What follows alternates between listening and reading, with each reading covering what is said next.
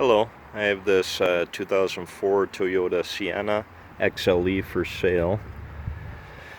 I'm going to try and do this in a series of 2 videos. First one is going to be mainly focused on the mechanical end of things. And the second video is going to be cosmetic more so and interior. And I'll also include possibly a test ride. I don't know how I can do that effectively, but I'll consider it. Otherwise, of course, I'm just doing this to make it easier with the COVID stuff going on, and that way it'll keep meeting up to a minimal and just make it easier for everybody. But for starters, I'm gonna go under the van and just go through each part of the suspension. Hopefully you can see it okay. I just put new brakes, rotors, and pads on the rear. This type of braking system has drums on the inside of the rotor. Those didn't need to be replaced, but anyway, you can kind of see the new rotors and pads. The suspension, about 2 years ago, I went through and replaced basically all the suspension components, or I shouldn't say all, but most. The springs are about 3 years old or so. The bottom coil basically broke on both sides, and those were factory, but as you can see, Wisconsin winter, it's got rust on it already. But although it looks old, it's about a couple years old. Anyway, so everything's good in the back mechanically. There's the other side. Sorry, this isn't exactly easy with the phone and a flashlight, but I make do. So those are just Monroe quick struts. Well, shocks in the back anyway. The front are quick struts assemblies. This is the original exhaust. Looks like a small hole right there. Otherwise, I did replace the down pipe because the flex pipe right off the exhaust manifold had broken. I replaced that probably going on 4 years ago. So it's definitely not new by any means. But so the rear, I basically just did the shocks and the springs and the brakes. And I'll go ahead and go to the front now. I apologize if it's a little scattered around. I have a lot going on. This vehicle was sitting for a good 6 months. Basically, we have 4 vehicles, including this one, and it was hers, and she ended up getting a Pilot. But when I replaced this downpipe or whatever, the two oxygen sensors were also replaced. CV shafts are in good shape. This side I replaced a couple years ago. Can't really see that good. Just has some surface rust on the plate there. So Monroe quick struts. The tie rod ends were replaced, just the ends. It was put in alignment. Lower ball joints were replaced. The control stabilizer bar links were replaced. And There's no upper control arm, I believe, on this. Anywho, it was a couple years ago, so definitely has life left. It just looks a little rusty because we live in Wisconsin, of course. So no ripped boots or anything.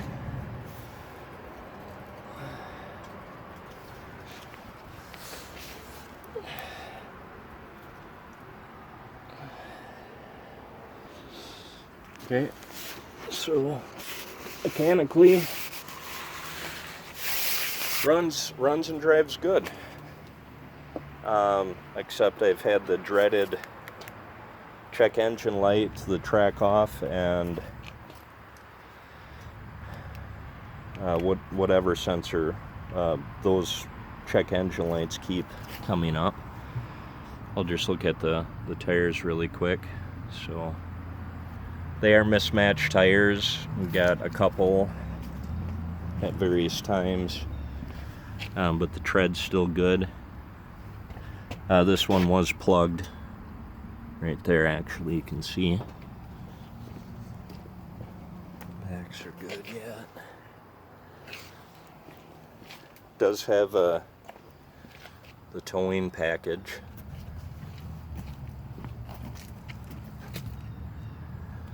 We did pull a fishing boat occasionally, just a 16-foot aluminum fishing boat. It's nothing too major.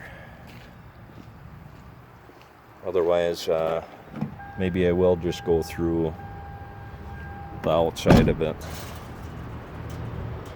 So it's banged up. It's not too terribly rusty, other than underneath, of course. I'll also provide pictures, probably a little easier to tell with pictures rather than me following around with a camera, but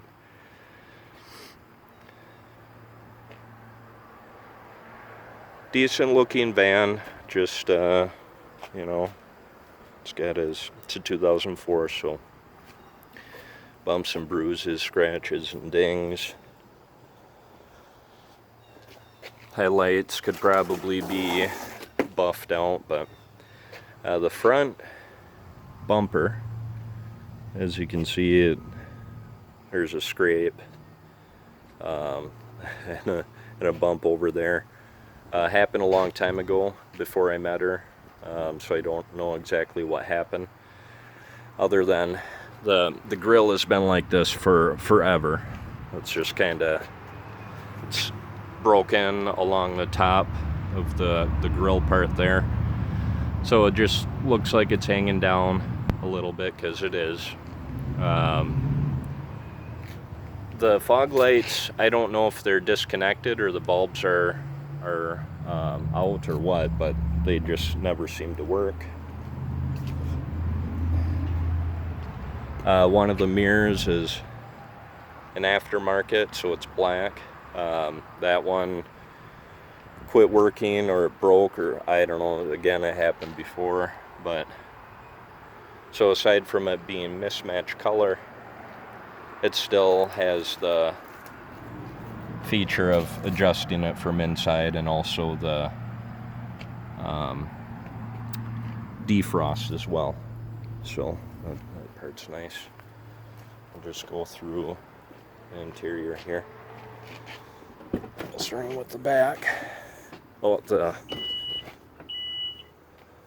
It has the lift gate that actually lifts with a button, which is nice. It's the XLE, so it has the bells and whistles. It's not the Limited, which is got everything, including leather. This one doesn't. But with the key fob, you can open up the back, which is a nice feature if you're grocery shopping or whatever and just need to load things up quick. But it is messy. I mean, it's clean now, but I cleaned it as best as I could.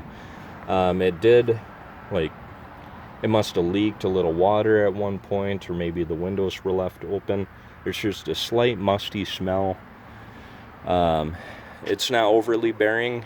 A person can kind of, put in air fresheners, whatever, but I'm just, saying that it's there. But anyway, has a factory JBL system, has a subwoofer, CD player. These seats actually fold down.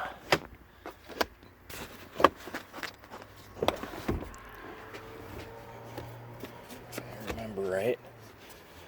Well, anyway, I could sit here and fight with it and look silly, but the seats fold down into almost like a flat bed like, and they also fold down and into this cavity here, so you can actually tip the bucket seats up, fold them down, but it has these bucket seats here that I gotta move the front up here.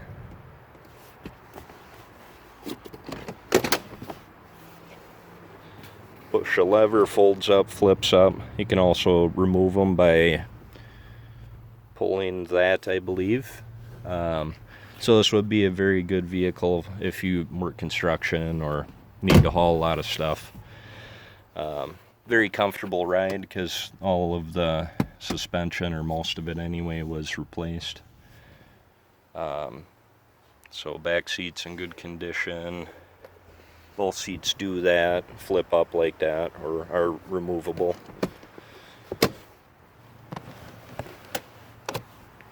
The power doors, they are powered. However, because of the age of the vehicle, the cable had worn. One side broke and the other just wouldn't close fully, so we ended up cutting the cable.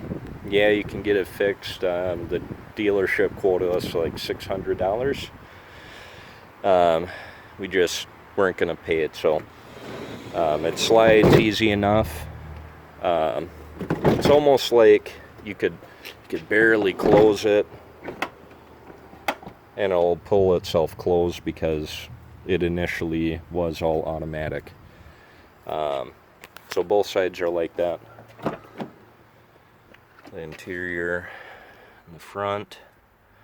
So again, it's kind of rough. This bracket here must have broke at one time and like bent down. The hinges still work fine. The door closes fine. It just opens a little wider than it should, but it hasn't, caused any damage or anything. So it just was never fixed. Let's see here. Has all the pockets and everything. You can look up Toyota Sienna's 2004 and find all that. We do have that. It's just, it has broken off. But the center console, everything is good. So I'm gonna go ahead and start it up, even though I have it up on jacks. But at one point, one of the tires, the one that I got fixed that I pointed out earlier, became flat. Not overly flat, but just flat enough to say, hey, I need to get that fixed. And it threw the sensor on, or the TPS sensor, and I don't know what it is, I just cannot get it to go off. I tried to reset the computer by taking the battery off the terminals. I tried using a code scanner. The code scanner brings up the upper and lower oxygen sensors, but I did replace those about 4 years ago, give or take. But that doesn't mean that, it very well could be those again. My scanner really doesn't tell me a whole lot. I can't pull anything with the VSC and track off. I believe VSC, vehicle stability control and traction control. So looking online, there's things as simple as replacing the gas cap. I did try that, but no luck. It actually has had these lights come on and off for the past several years, but now they're just on all the time. So I don't know what it is exactly. I'm not a mechanic. I try and do things myself, but you know, the electronic end of things, sensors and all that, I just not the guy for it. And all I can do is throw parts at it because I can't diagnose, and well, we just are tired of it. But anyway, the vehicle has always driven really nice, and these lights, although they're there, the vehicle drives and functions as it should. So I'm just throwing that out there.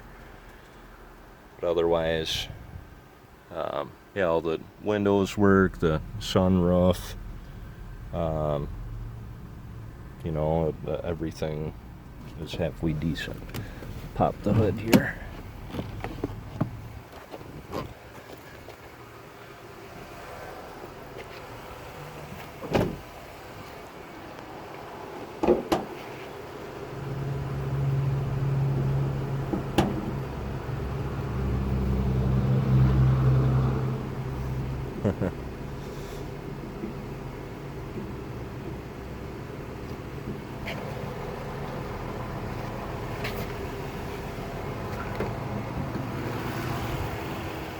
Kind of hard to do things with a phone in your hand. Maybe it's just me, a little old fashioned. So it's got the 3.3, so plenty of power. Everything all runs well. The alternator I replaced about 3 years ago. Otherwise, no major mechanical issues. About 2 years ago, I did have the timing belt replaced just because of the miles on the vehicle and not knowing when it was done last. I had the dealership do it. It was like $700 some. They wanted like $300 or $400 more for the water pump, so I opted not to get that fixed, even though I should have. Everything was taken apart anyway, but at least you don't have to worry about the timing belt breaking or anything like that. Like a former coworker of mine, she actually had a 2006 Sienna, and her timing belt broke and warped the head. So she essentially totaled it, and that's actually what prompted me to get the timing belt fixed on this, is not knowing when it was replaced. And anyway, so runs great. I'll do a test drive going down the road. The front brakes squeak a little bit right now because there's a little coating of rust on it from sitting, but otherwise we had planned on keeping the vehicle. It's good for families, it's good for trips. Gas mileage, you know, in the early 20s, give or take, depending on how you drive. It's one of the best vehicles I've ever used to pull anything as far as a boat, because the suspension and everything is so nice. But anyway, this concludes this video, and I'll go through the test drive in the next one. Thanks for watching.